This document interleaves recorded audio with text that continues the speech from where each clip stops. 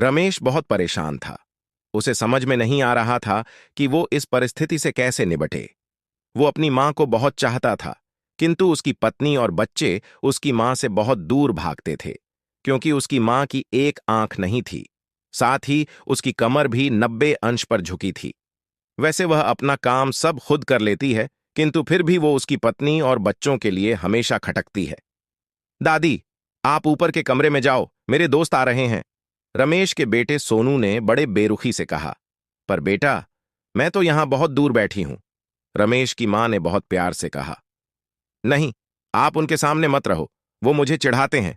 सोनू ने जोर से डांटते हुए कहा। क्या हुआ सोनू, क्यों चिल्ला रहे हो? रमेश की पत्नी रोशनी ने किचन से ही आवाज लगाई। देखो ना मां, ये दादी यहीं ड्राइंग रूम में बैठी हैं और मेरे दोस्त आ रहे हैं। सोनू ने शिकायत भरे लहजे में कहा। मां जी, आप ऊपर चली जाओ, क्यों हम लोगों को लजवाती हो? रोशनी ने बेटे का पक्ष लेते हुए कहा। बेचारी सुमित्रा चुपचाप उठकर जीने के सहारे ऊपर जाने लगी।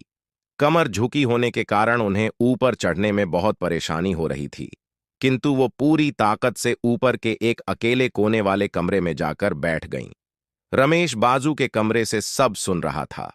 उसे कष्ट हो रहा था कि उसकी मां को अपमानित होना पड़ रहा है, किंतु वो असहाय था। अगर वो कुछ कहता है तो पत्नी और बच्चे उसका विरोध करने लगते हैं। दूसरे उनके तर्क भी सही लगते हैं। चूंकि वो एक प्रशासनिक अधिकारी था, उसका सामाजिक स्तर बहुत ऊंचा था। उसकी ससुराल भी एक उच्च घराने में थी, अतः वह चुपचाप इस तरह हर दिन अपनी मां को अपमानित होते देखता रहता था। रात को रमेश की पत्नी ने कहा, देखो जी, अब कुछ करो। कल कलेक्टर साहब की पत्नी आई थी। मां जी अपनी देशी धुन धारा में उनसे मिलीं। मुझे बहुत शर्म आ रही थी बताते हुए कि ये मेरी सास हैं। मैंने कह दिया कि दूर की रिश्तेदार हैं, इलाज कराने आई हैं। रमेश को रोना आ गया, किंतु फिर भी वह चुप रहा। उसे समझ में नहीं आ रहा था कि वो क्या करे। अपने बेटे की मनःस्थिति को सुमित्रा अच्छी तरह से जानती थीं, और बेटे को कोई कष्ट न हो, इसलिए वो हर बात को चुपचाप सह लेती थीं। रमेश बहुत उदास रहने लगा।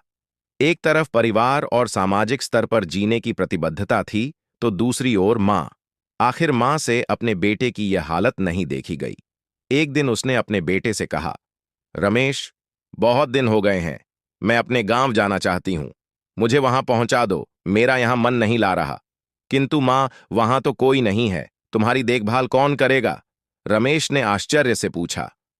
अरे, सब गांव वाले तो हैं, और वो तुम्हारे मामा जी तो उसी गांव में रहते हैं, और फिर हम सारी व्यवस्थाएं कराएंगे ना। रोशनी को तो जैसे मन की मुराद मिल गई हो। हां बेटा, बहू सही कह रही है, सुमित्रा ने लंबी सांस लेते हुए कहा। रमेश जानता था कि गांव में मां की देखभाल करने वाला कोई नहीं है, लेकिन अपनी पत्नी की जिद के कारण वह अपनी मां को गांव छोड़ने पर विवश हो गया। मां को गांव छोड़कर आते वक्त उसे रोना आ रहा था, तथा अपनी बेबसी पर गुस्सा भी आ रहा था, किंतु परिवार, पत्नी और समाज ने उसके इन मनोभावों को दबा दिया, और वो सुकून सा महसूस करने लगा। कुछ दिनों के बाद उसके चाचा, जो अमेरिका में रहते थे, आने वाले थे। जब रमेश बहुत छोटा था, उसके पिता जीवित थे, तब वो भारत आए थे, और उसके बाद वो अब भारत आने वाले थे। पूरा परिवार और आस पड़ोस बहुत उत्साहित था। अमेरिका से रमेश के डॉक्टर चाचा आ रहे थे। डॉक्टर कमल ने जैसे ही घर में कदम रखा, सबने मिलकर बहुत उत्साह से उनका स्वागत किया। क्यों रमेश भाभी नहीं दिख रही, कहां हैं? डॉक्टर कमल ने उत्सुकतापूर्वक पूछा। जी, वो गांव में रहती हैं, यहां उनका मन नहीं लगा, रोशनी ने सपाट लहजे में उत्तर दिया।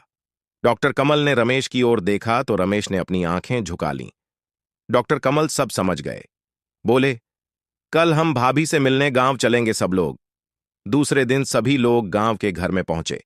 देखा कि सुमित्रा को बहुत तेज बुखार है और वो पलंग पर असहाय पड़ी है। डॉक्टर कमल दौड़कर सुमित्रा के पास गए, उनके पैर छूकर रोने लगे। सुमित्रा की ये हालत उनकी कल्पना से परे थी। वाह बेटा रमेश, तूने तो नाम उजागर कर दिया। अपनी मां की ये हालत देखकर तुझे तो शर्म भी नहीं आ रही होगी, डॉक्टर कमल ने रमेश को लगभग डांटते हुए कहा। नहीं देवर जी, रमेश का कोई दोष नहीं है, मैं खुद गांव आई थी। सुमित्रा ने अपने बेटे का बचाव किया। मुझे सब पता चल गया भाभी, आप चुप रहो। क्यों बहू, तुम्हें अपनी सास की कुरूपता पसंद नहीं है? समाज में तुम्हें नीचा देखना पड़ता है ना? डॉक्टर कमल ने रोशनी की ओर व्यंग्य से देखा। रोशनी निरुत्तर होकर रमेश को देखने लगी। आज तुम जिस सामाजिक स्तर पर हो, वो इन्हीं के संघर्षों की देन है। और बेटा रमेश, तुम्हें शायद मालूम न हो कि बचपन में जब तुम 1 साल के थे, तब छत से नीचे गिरने के कारण तुम्हारी एक आंख फूट गई थी और तुम्हारी रीढ़ की हड्डी में भी समस्या थी। तब तुम्हारी इस कुरूप मां ने अपनी एक आंख और अपना बोन मेरो तुम्हें देकर इतना सुंदर स्वरूप दिया था। रोशनी बेटा, इतने सालों तक संघर्ष करके बेटे की प्रशासनिक अधिकारी बनाने वाली इस संघर्षशील औरत की तुम लोगों ने यह दशा कर दी। तुम्हें ईश्वर कभी माफ नहीं करेगा। डॉक्टर कमल की आंखों से अश्रु जलधारा बह रही थी। अब भाभी, आप मेरे साथ अमेरिका जाएंगी? यहां इन स्वार्थी लोगों के बीच नहीं रहेंगी, डॉक्टर कमल ने सुमित्रा से कहा। रमेश को तो काटो तो खून नहीं था। डॉक्टर कमल जो उसके चाचा थे, उन्होंने जो राज बताया, उसके बाद तो रमेश को यही लग रहा था कि उससे ज्यादा पापी इंसान इस दुनिया में कोई और है ही नहीं। वह दौड़ता गया और मां सुमित्रा के कदमों से लिपट गया। मां, मेरा अपराध अक्षम्य है। मैं जानबूझकर चुप्पी साधे रहा, आपका अपमान करवाता रहा। अब सिर्फ आप ही उस घर में मेरे साथ रहेंगी और कोई नहीं। रमेश ने क्रोध की दृष्टि से अपनी पत्नी और बच्चों को देखा। रोशनी और बच्चों ने सुमित्रा के पैर पड़ते हुए अपने व्यवहार पर माफी मांगी और मां के हृदय ने सबको माफ कर दिया।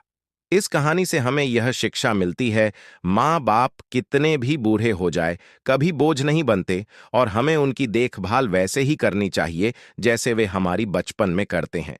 अगर आपको यह कहानी अच्छी लगी हो तो कृपया वीडियो को लाइक करें, शेयर करें और कमेंट में बताना ना भूलें। आपको वीडियो कैसी लगी, और अगर आपने अभी तक चैनल को सब्सक्राइब नहीं किया है तो चैनल को सब्सक्राइब करें ताकि आपको आने वाली नई कहानी तुरंत मिल सके। चलिए, मिलते हैं नई कहानी के साथ। तब तक के लिए धन्यवाद।